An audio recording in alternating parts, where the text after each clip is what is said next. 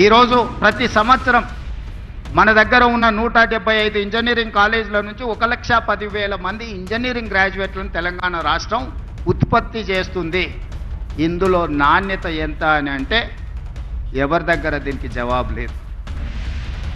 Just like that engineering graduate పట్టా తీసుకొని వస్తే వాళ్ళ తల్లిదండ్రులు పాపం గ్రామీణ ప్రాంతాలలో మా పిల్లవాడు ఇంజనీరింగ్ చదువుకున్నాడు, ముఖ్యంగా నా నియోజకవర్గం నుంచి పేదవాళ్ళు వస్తుంటారు, సార్ నువ్వు ముఖ్యమంత్రి గారివి ఎలాంటి పెద్ద కంపెనీలకు చెప్తే మా పిల్లోడికి ఉద్యోగం వస్తుంది.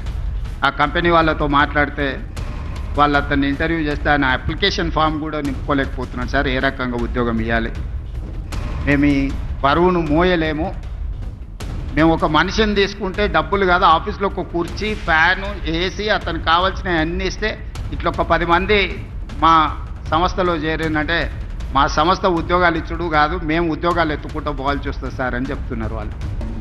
అందుకే ఈరోజు ఆలోచన చేసి 1,10,000 మంది ఇంజనీరింగ్ గ్రాడ్యుయేట్లను ప్రతి సంవత్సరం తయారు చేస్తున్న తెలంగాణ రాష్ట్రం వాళ్ళకి సాంకేతిక నైపుణ్యం నేర్పించాలి.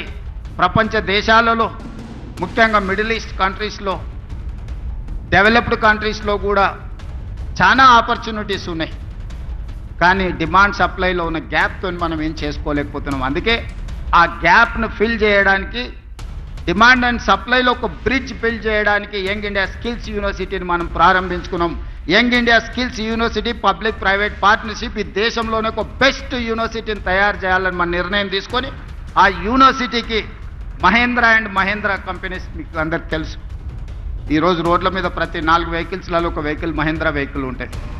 ఆ గ్రూప్ ఆఫ్ కంపెనీస్ చైర్మన్ మన young India Skills university chairperson.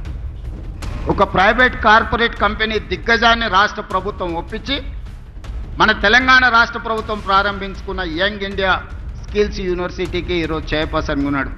ఈరోజు మహేంద్ర యూనివర్సిటీ ఉన్నది ఇక్కడ, సక్సెస్ఫుల్గా వాళ్ళ ఒక అకాడమీని నడపగలుగుతున్నారు.